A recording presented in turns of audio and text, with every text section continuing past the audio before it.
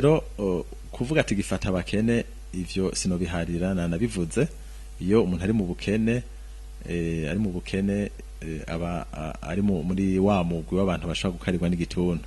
Muga rero kuvuga ngo batize, hari abatize babayeho neza cyane, kubera kutiga kuba umuntu atize ntibisigure ko umuntu acabaho nabi. Hari bataciye mu ishure mugabo bitunze babarimyi bafungura neza, hari abandi barakomeresa babayeho neza. Hama ikindi naco nabize nabo kirabafata, kubera bashaka kuba warize naho ugasanga ubukene nta nakazi ufise, warize ugasanga ubukene urabufise, canke ku kazi ukora uraruha.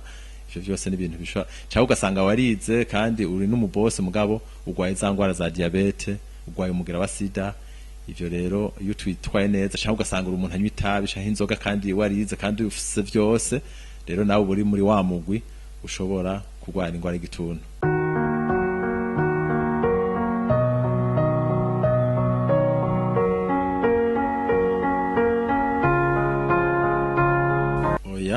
Nta sano bifitaniye, kubera nkuko bama babitwigisha, ingwara ya coronavirus itangura mu buryo bwa grippe.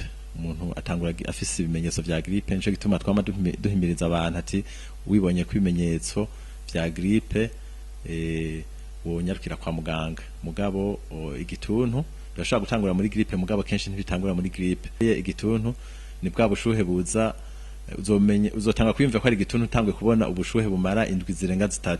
Mbwa coronavirus ntirorera indwi 3, n'umwanya mutoya. Amasinye ya coronavirus aranyaruka.